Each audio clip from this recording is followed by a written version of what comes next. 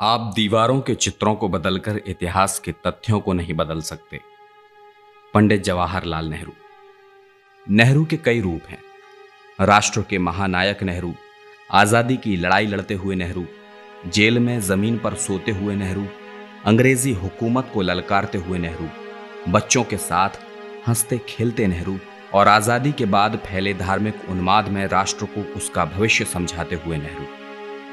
पिछले कुछ सालों में हमारी स्मृतियों में उस नेहरू को मिटाने की कोशिश की गई है जिन्हें हम चाचा नेहरू बुलाते थे और उनके जन्मदिन को ये कहकर मनाते थे कि ये तो हमारा दिन है, हम बच्चों का दिन है। व्हाट्सएप और यूट्यूब के इस दौर में हमें उस नेहरू से मिलवाया गया है जो कभी मुसलमान थे तो कभी विभाजन के गुनहगार, कभी गांधी जी और पटेल को धोखा देने वाले थे। ऐसा महसूस कराया गया कि अगर नेहरू चाहते तो भगत सिंह और सुभाष को बचा लेते, पर उन्होंने बचाया नहीं। मगर उस नेहरू को नहीं दिखाया गया जो आज़ादी के लिए 10 साल जेल में रहे और राष्ट्र के लिए खुद को समर्पित कर दिया।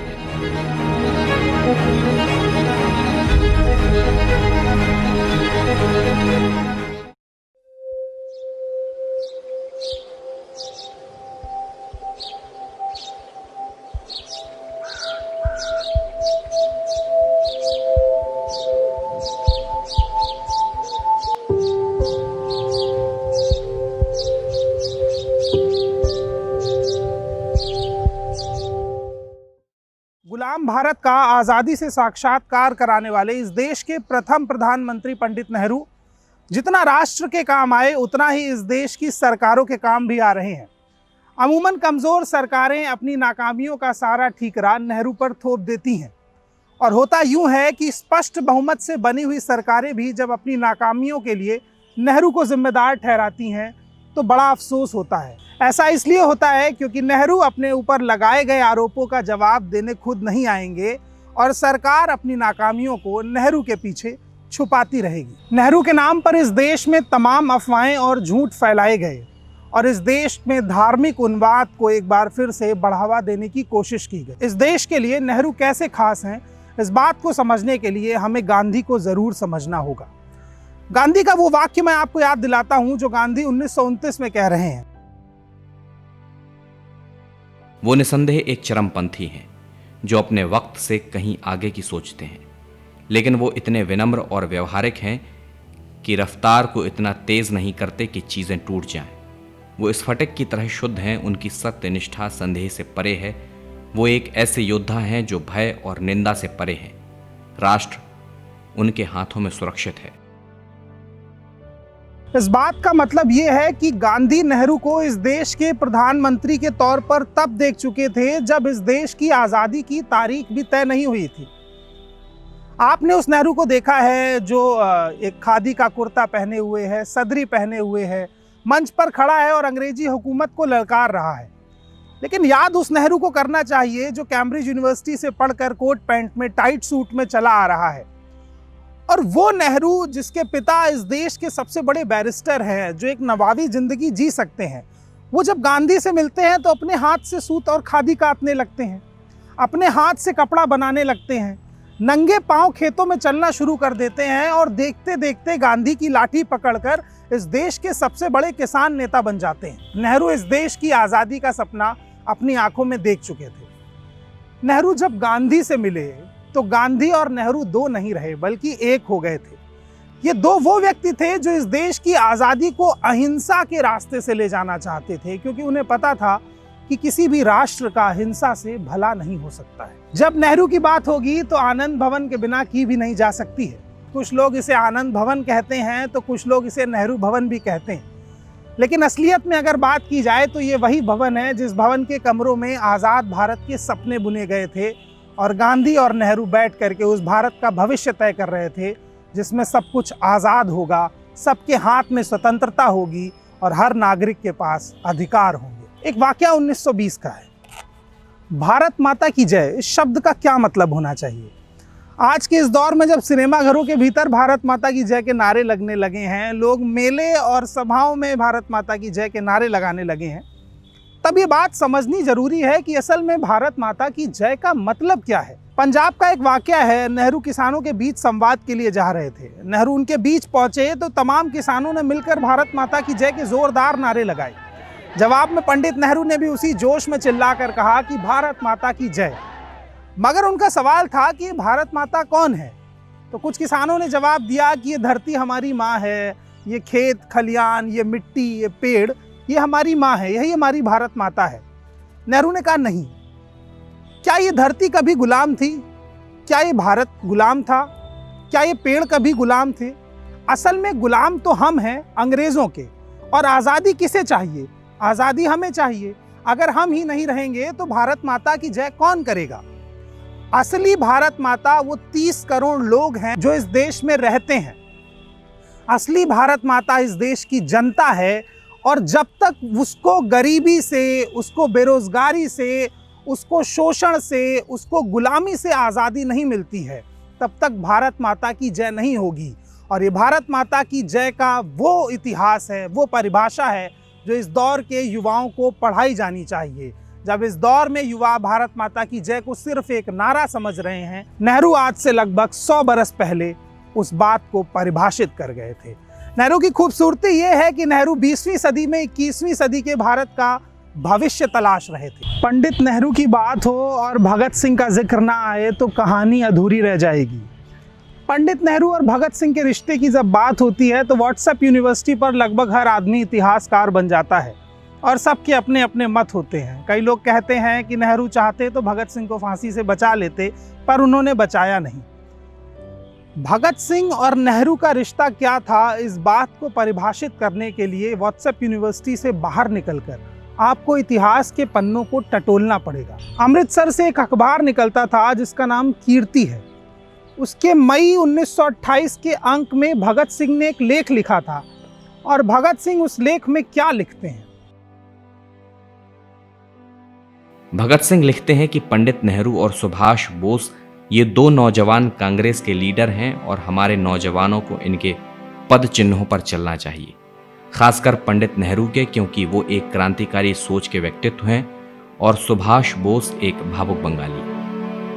अब उस आरोप पर बात करते हैं जिसको इस देश के प्रधानमंत्री ने खुद नेहरू पर लगाया था।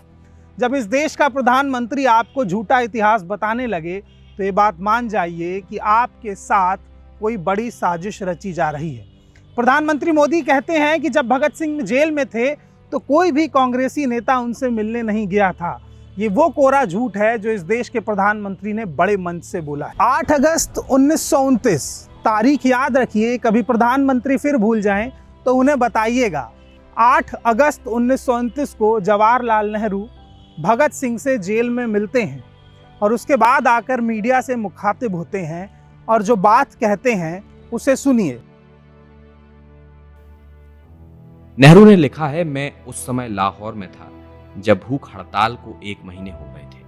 मुझे जेल में बंद कैदियों से मुलाकात की परमिशन दी गई और मैंने इसका लाभ उठाया। मैंने भगत सिंह, जतीन्द्र दास और अन्य लोगों को पहली बार देखा। वे सब लोग बहुत कमजोर दिख रहे थे, बिस्तर पर थे, उनसे बहुत ज्यादा बात करना मुश्किल लग रहा था। भगत सिंह के पास एक आकर्षक बौद्धिक चेहरा था जो उल्लेखनीय रूप से शांत था। उनमें कोई क्रोध नहीं दिख रहा था। उन्होंने बहुत ही सज्जनता से बात की, लेकिन मुझे लगा कि जो कोई भी 1 महीने तक उपवास करता है आध्यात्मिक और सौम्य दिखता है। 23 मार्च 1931 को भगत सिंह, राजगुरु सुखदेव को फांसी दे दी जाती है और इस चीज का सबसे गहरा दुख पंडित नेहरू का था।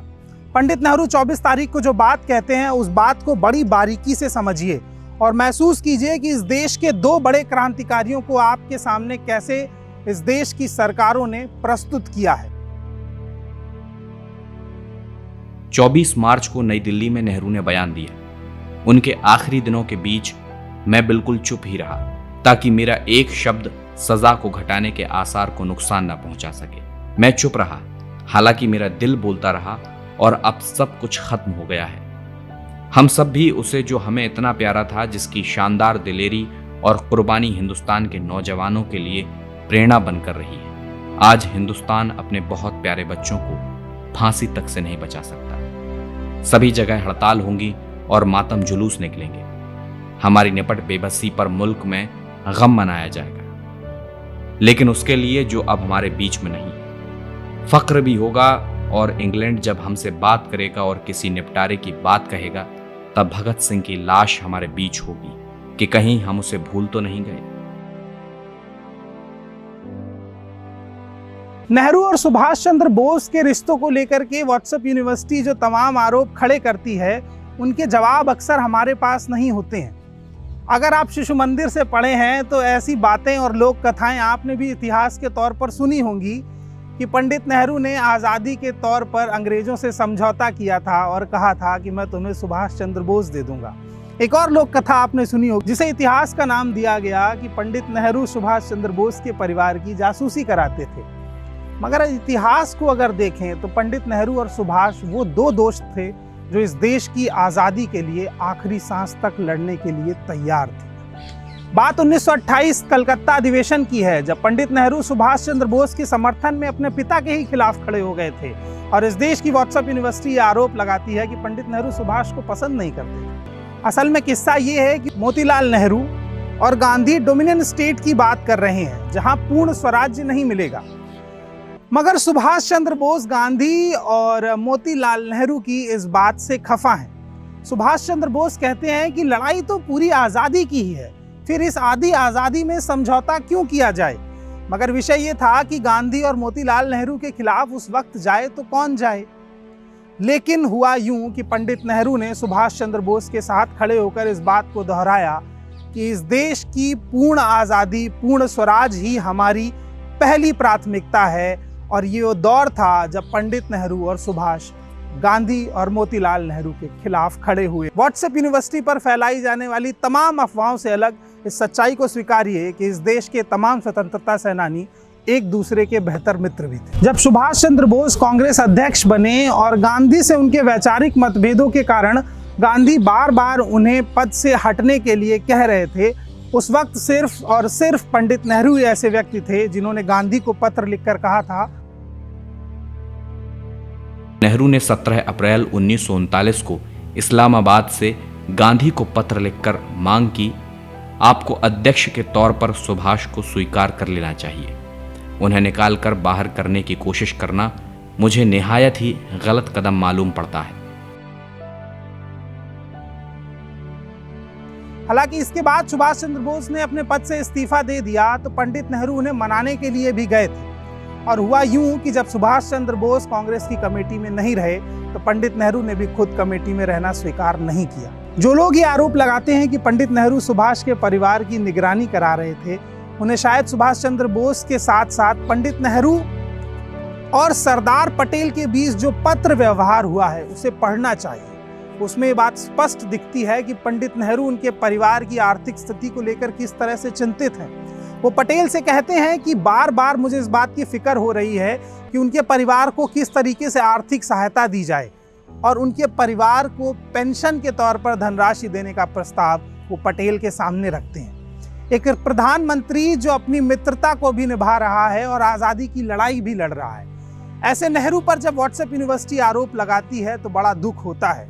और दुख इस बात का भी होता है कि आप सच्चाई किताबों में पढ़ने की कोशिश नहीं करते हैं, बल्कि इस देश की सरकारें और खुद को इतिहासकार मान बैठे कुछ छुटपुट नेता आपको जो इतिहास टीवी पर बता देते हैं, आप उसे ही सच्चा इतिहास मान बैठते हैं। एक बड़ा आरोप ये भी लगता है कि पंडित नेहरू और सरदार पटेल के रिश्ते बेहतर नहीं थे। एक बड़ा आरोप प्रधानमंत्री मोदी ये भी लगाते हैं कि अगर सरदार पटेल प्रधानमंत्री होते तो आज राष्ट्र कुछ और होता, पंडित नेहरू ने सरदार पटेल का स्थान ले लिया। ये बात मैं आपको बताऊंगा जब आप पंडित नेहरू और सरदार पटेल के विचारों को एक साथ पढ़ेंगे, तो आप ये बात कहीं नहीं पाएंगे कि सरदार पटेल पंडित नेहरू के खिलाफ जा रहे हैं या पंडित नेहरू सरदार पटेल के खिलाफ जा रहे हैं। वो दो महान नेता जिनकी जोड़ी जय और वीरू जैसी थी, इस देश की राजनीति ने सिर्फ अपने फायदे के लिए उन दोनों को एक दूसरे के सामने खड़ा कर दिया और आपने ऐसा मान भी लिया। भारत की आजादी का दिन करीब आ रहा था। 1 अगस्त 1947 को पंडित नेहरू ने जो सरदार पटेल को चिट्ठी लिखी, उस चिट्ठी में क्या लिखा ये आपको पढ़ना चाहिए। नेहरू ने पटेल को लिखा, कुछ हद तक औपचारिकताएं निभाना जरूरी होने से मैं आपको मंत्रिमंडल में सम्मिलित होने का निमंत्रण देने के लिए लिख रहा हूं। इस पत्र पर कोई महत्व नहीं है, क्योंकि आप तो मंत्रिमंडल के सुदृढ़ स्तंभ हैं। पंडित नेहरू की इस चिट्ठी को प्राप्त करने के बाद सरदार पटेल ने 3 अगस्त को पंडित नेहरू को चिट्ठी लिखी, और वो उस चिट्ठी में नेहरू को क्या लिखते हैं, ये बात आपको फिर से सुननी चाहिए। पटेल ने 3 अगस्त को नेहरू के पत्र के जवाब में लिखा, आपके 1 अगस्त के पत्र के लिए अनेक धन्यवाद। एक दूसरे के प्रति जो अनुराग और प्रेम रहा है तथा लगभग 30 वर्ष की जो हमारी अखंड मित्रता है, उसे देखते हुए औपचारिकता के लिए कोई स्थान नहीं रह जाता। आशा है कि मेरी सेवाएं बाकी के जीवन के लिए आपके अधीन रहेंगी। आपको उस ध्येय की सिद्धि के लिए मेरी शुद्ध और संपूर्ण वफादारी और निष्ठा प्राप्त होगी। इसके लिए आपके जैसा त्याग और बलिदान भारत के अन्य किसी पुरुष ने नहीं किया है। हमारा सम्मिलन और संयोजन अटूट और अखंड है, और उसी में हमारी शक्ति निहित है। आपने अपने पत्र में मेरे लिए जो भावनाएं व्यक्त की हैं, उसके लिए मैं आपका कृतज्ञ हूं। सरदार पटेल ने अपने जीवित रहते हुए पंडित नेहरू से अपने सभी मतभेदों का हर बार खंडन किया, और ये बात स्वीकारी कि नेहरू ही हमारे नेता हैं और हमें उनके नेतृत्व में इस राष्ट्र के विकास की बुनियाद तैयार करनी है। सरदार पटेल ने जीवित रहते हुए नेहरू के साथ मतभेदों का लगातार खंडन किया था। उन्होंने संसद में खुलकर कहा था, मैं सभी राष्ट्रीय मुद्दों पर प्रधानमंत्री के साथ हूं। लगभग 1/4 सदी तक हम दोनों ने हमारे गुरु गांधी के चरणों में बैठकर भारत की स्वाधीनता के लिए एक साथ संघर्ष किया। आज जब महात्मा गांधी नहीं हैं, तब हम आपस में झगड़ने की बात सोच भी नहीं सकते। एक बड़ा आरोप सोशल मीडिया पर और तहराया जाता है। ये धार्मिक गोलबंदी के कारण होता है। ये आरोप है कि पंडित नेहरू गोमांस का समर्थन करते थे। मगर जब आप पंडित नेहरू की संसद में बहस सुनेंगे तो आप समझेंगे कि वो आदमी उस दौर में आज के भारत की कल्पना कर रहा था। आज जब गौकशी के सिर्फ शंका मात्र पर भीड़ हत्यारी बन जाती है और लोगों की हत्या कर देती है, इस बात का अंदेशा पंडित नेहरू को 1930 में ही था। पंडित नेहरू कह रहे हैं कि गाय बिल्कुल हमारी ये पूजनी है। अगर कोई गाय काटता है तो हम उसका विरोध करेंगे, उसे समझाएंगे, लेकिन इसका मतलब ये नहीं है कि हम हथियार उठाकर उस पर हमलावर हो जाएंगे। नेहरू आखिरी चरण तक हिंसा का विरोध करते रहे। यही वजह थी कि पंडित नेहरू ने उस दौर में कहा था कि जो लोग धर्म की राजनीति कर रहे हैं, ये आने वाले समय में इस देश के लिए बहुत घातक सिद्ध होगी। आप धमकाकर अपनी बात मनवाना चाहें तो उसका नतीजा क्या होगा? वो झुकेगा नहीं, उल्टे कहेगा, ये मुझे बुज़दिल समझते हैं, मैं इनके आगे झुकूंगा नहीं, और वो बेशक कुर्बानी करेगा। इस तरीके से गोकशी बंद करना गैर मुमकिन ही है। ऐसी गोहत्या नर हत्या बन जाएगी। हिंदू मुसलमानों को मारेंगे। पंडित नेहरू इस देश को आज़ादी अहिंसा के रास्ते पर चलकर दिलाना चाहते थे, मगर ऐसा नहीं था कि वो उन लोगों की बुराई या उन लोगों का विरोध करते हों जो दूसरे रास्तों से देश की आज़ादी के दरवाजे खोल रहे थे।